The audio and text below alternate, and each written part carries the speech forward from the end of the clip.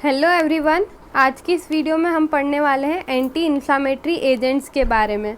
तो चलिए हम पढ़ना स्टार्ट करते हैं। सबसे पहले एंटी का मतलब क्या होता है। एंटी का मतलब कोई भी चीज़ अगर अपोज कर रही है तो उसके आगे हम क्या लगा देते हैं, एंटी। इन्फ्लामेटरी यानी कि इन्फ्लामेशन, यानी कि ऐसे एजेंट्स जो इन्फ्लामेशन को रोकते हैं यानी कि अपोज करते हैं उनको एंटी इन्फ्लामेटरी एजेंट्स बोलते हैं। अब इन्फ्लामेशन से आप क्या समझते हैं। इन्फ्लामेशन का मतलब सिर्फ ये नहीं होता है कि सूजन हो जाना, स्वेलिंग को ही इन्फ्लामेशन नहीं बोलते हैं। इन्फ्लामेशन में बहुत सारी चीज़ें आती हैं जैसे कि swelling, redness, pain, fever, allergy, ये सारी चीज़ें अगर हो रही है तो उसे हम बोलेंगे इन्फ्लामेशन। तो ये क्या है, जैसे कि हमारी बॉडी है, ह्यूमन बॉडी है, उसके अंदर हमारे जो WBCs वगैरह हैं वो क्या करते हैं, हमारे पैथोजन से लड़ने के लिए काम करते हैं, यानी कि हमारी बॉडी को पैथोजन से बचाते हैं।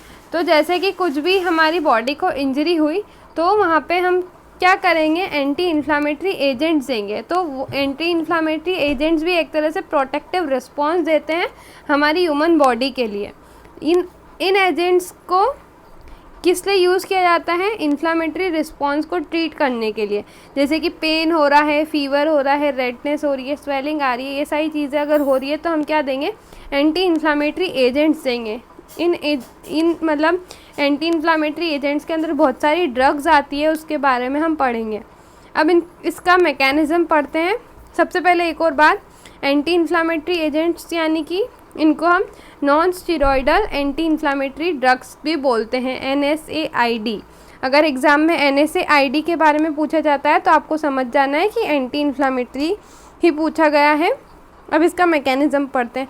मैकेनिज़्म को बहुत इजी लैंग्वेज में मैं आपको एक्सप्लेन करूँगी। तो देखो, जैसे कि हमारा ये वाला सेल है, ये हो चुका है हमारा डैमेज, यानी कि इसमें हो चुकी है इंजरी।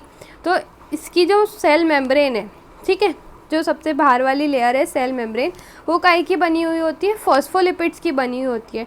तो जब ये डैमेज हो जाती है, इंजरी हो जाती है इसमें, तो यहाँ पे क्या रिलीज़ होता है, फॉस्फोराइलेज एंजाइम रिलीज़ होता है, फॉस्फोराइलेज A2 रिलीज़ होता है। ये क्या कर देता है, पूरी ही सेल मेम्ब्रेन को क्या कर देता है, हाइड्रोलाइज कर देता है। और यहाँ पे किसका फॉर्मेशन होता है, यहाँ पे किसका फॉर्मेशन होता है, एरिकिडोनिक एसिड का फॉर्मेशन होता है। एरिकिडोनिक एसिड दो तरह के एंजाइम रिलीज़ करता है, एक COX और LOX, 5 LOX, ठीक है, COX और LOX। COX का मतलब साइक्लोऑक्सीजनेस और LOX का मतलब लिपोऑक्सीजनेस। साइक्लोऑक्सीजनेस फर्दर दो टाइप का होता है, एक तो COX-1 और COX-2। अब COX-1 भी फर्दर दो टाइप का होता है, यानी कि एक प्रोस्टाग्लैंडिन और एक थ्रोम्बोजिन। अगर प्रोस्टाग्लैंडिन रिलीज़ हो रहा है तो उसमें क्या होगा, गैस्ट्रिक म्यूकस का सिक्रीशन होगा, साथ ही रेगुलेशन होगा गैस्ट्रिक एसिड का, ठीक है। अब थ्रोम्बोक्सिन, जिसको TXAZ के नाम से भी जाना जाता है, ये क्या करता है, वैसोकॉन्स्ट्रिक्शन करता है। और कॉक्स भी फर्दर दो टाइप में डिवाइडेड है, एक तो PGS और PGI2।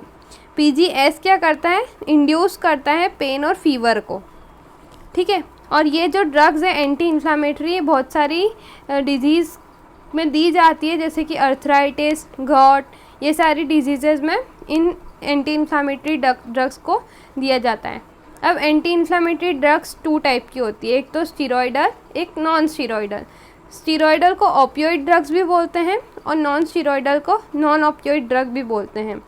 ये जो स्टीरॉयडल ड्रग है वो सीवियर पेन में दी जाती है, और यहाँ पे लेस पेन अगर हो रहा है तो उसमें नॉन स्टीरॉयडल दी जाती है।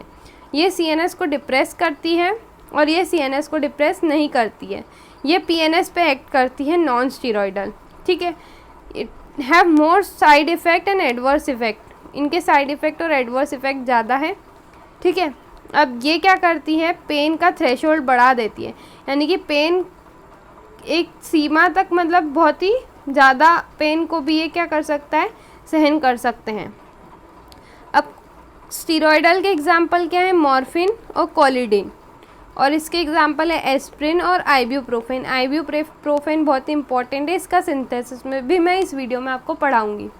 अब क्लासिफिकेशन बहुत इंपॉर्टेंट है NSAID की।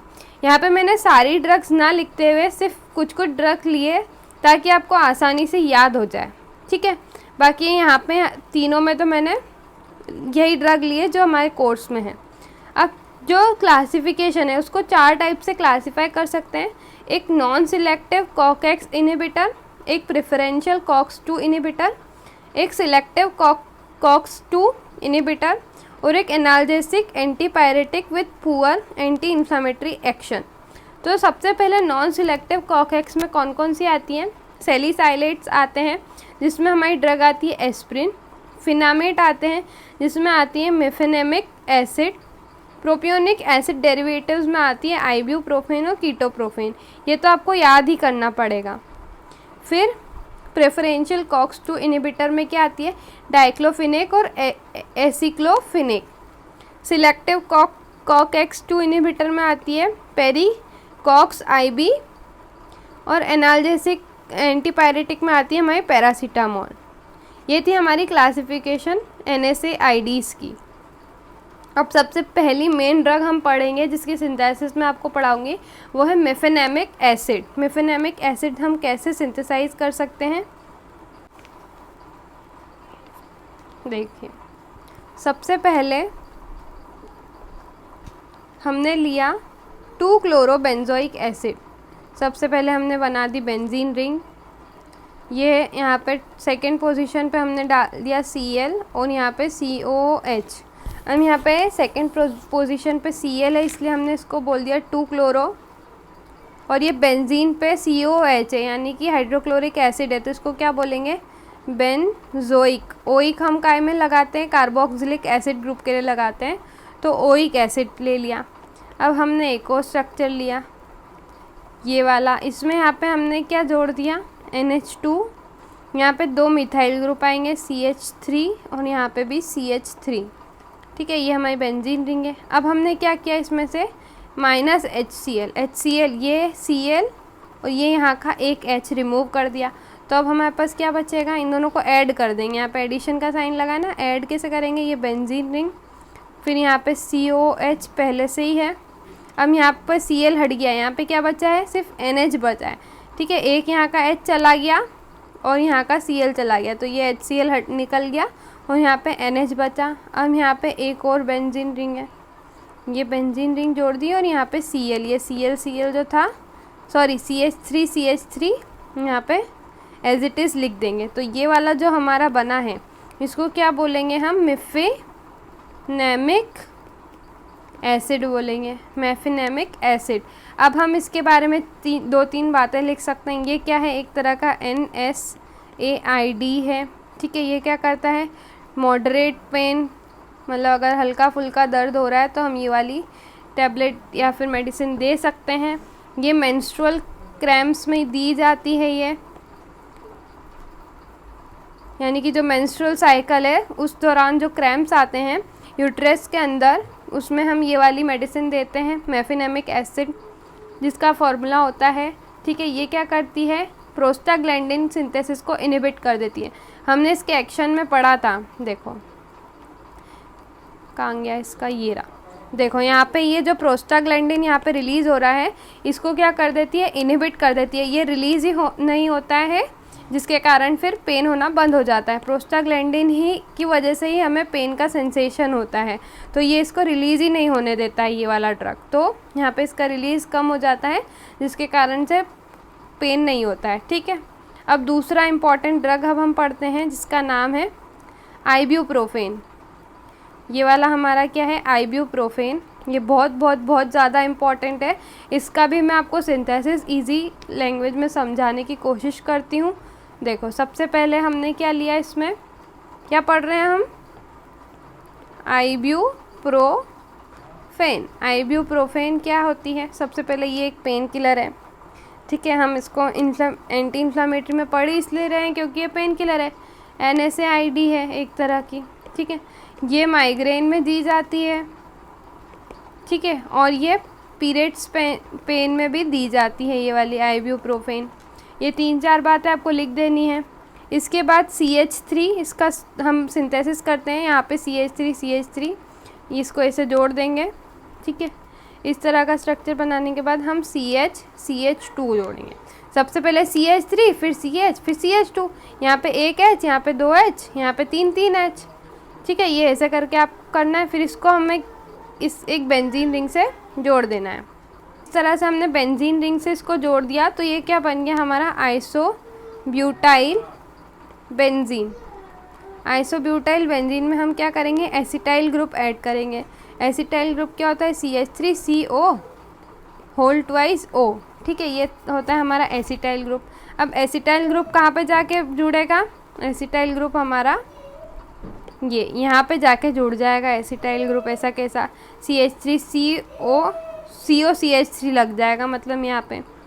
ठीक है, तो ये क्या बन गया यहाँ पे, ये हमने एज इट इज CH3 लिखा, यहाँ पे CH3 लिखा, फिर इसको हमने CH2, फिर ये बेंजीन रिंग। अभी हम बिल्कुल सेम टू सेम स्ट्रक्चर बना रहे हैं पहले वाले जैसा, बस ये यहाँ पे हमको क्या करना है, COCH3 ऐड करना है। ठीक है, ये यहाँ पे हमने थोड़ा सा चेंज कर दिया, COCH3 ऐड कर दिया। अब क्या करेंगे कि इसमें हम क्या ऐड कर देंगे, HCN ऐड कर देंगे। ठीक है, HCN ऐड कर देंगे। तो ये HCN कहाँ पे जाके लगेगा, देखो ये यहाँ पे, ये जो हमने यहाँ पे चेंजेस किए थे ना, यहाँ पे यहीं पे ही HCN जाके लगेगा। अब कैसे लगेगा मैं आपको बताती हूँ। सबसे पहले हमने ले लिया, मतलब वही स्ट्रक्चर बना दिया, CH3 CH3 CH CH2, फिर यहाँ पे बेंजीन रिंग, ये हमारी बेंजीन रिंग, फिर यहाँ पे जो था COCH3, तो वहाँ पे C और ये O, ये इस तरह से लग जाएगा CO। ठीक है, फिर यहाँ पे ये CH3, अब यहाँ का एक H जो है वो यहाँ पे लग जाएगा और जो CN है वो नीचे जाके लग जाएगा, ये यहाँ पे लग गया, यहाँ पे CN। ठीक है, तो ये हमारा स्ट्रक्चर काय का बन गया। अब अभी और बचा है इसमें। ठीक है, यहाँ पे हमने HCN ऐड किया। अब हम क्या कराएंगे, इसका हाइड्रोलिसिस करवाएंगे, यानी कि इसमें हाइड्रोजन ऐड करवाएंगे। तो हाइड्रोजन ऐड करवाएंगे तो क्या होगा, ये स्ट्रक्चर फिर से ऐसा कैसा बनाएंगे, CH3 CH3 CH CH2, फिर यहाँ पे बेंजीन रिंग, फिर बेंजीन रिंग में हमने यहाँ पे क्या करा, CH। ठीक है, यहाँ का जो CH3 था, जस्ट अ सेकेंड, ये जो CH3 है, ये CH यहाँ पे मतलब यहाँ का ये C और ये H, ये CH, अब यहाँ पे CH3 इधर वाला ऐसा कैसा, और मतलब ये यहाँ पे एक और क्या जुड़ जाएगा, यहाँ पे COH जुड़ जाएगा। ठीक है, अब इसको हम इस तरह से भी लिख सकते हैं, CH COH और नीचे CH3। ठीक है, इस तरह से भी लिख सकते हैं। तो यहाँ पे हमारा का ये जो बना प्रोडक्ट ये वाला, ये क्या है, आइब्यूप्रोफेन है। अब ये तो आपको थोड़ा दिमाग लगाना पड़ेगा, ये सही स्टेप्स याद रखनी पड़ेगी। सबसे पहले हमने आइसोब्यूटाइल बेंजीन लिया। ठीक है, इसमें हमने एसिटाइल ग्रुप ऐड कर दिया, ये यहाँ पे एसिटाइल ग्रुप ऐड होगा, फिर हम यहाँ पे HCN ऐड करवाएंगे, तो ये इस तरह से इसको अरेंज कर देंगे। फिर इसमें हम क्या करवाएंगे, हाइड्रोलिसिस करवाएंगे, यानी कि एडिशन ऑफ हाइड्रोजन करवाएंगे। तो हाइड्रोजन के ऐड होने के कारण ये वाला नया ग्रुप लग जाएगा। इस पूरे ही स्ट्रक्चर को हम क्या बोलते हैं, आइब्यूप्रोफेन बोलते हैं। यहाँ पे हमारी आइब्यूप्रोफेन की सिंथेसिस कंप्लीट हुई। आई होप आपको ये वीडियो से कुछ वैल्यू मिली होगी, समझ आया होगा। अगर आपको इससे वैल्यू मिली तो जल्दी से इस वीडियो को लाइक कर दीजिए। अगर चैनल को अभी तक सब्सक्राइब नहीं किया है तो सब्सक्राइब कर दीजिए।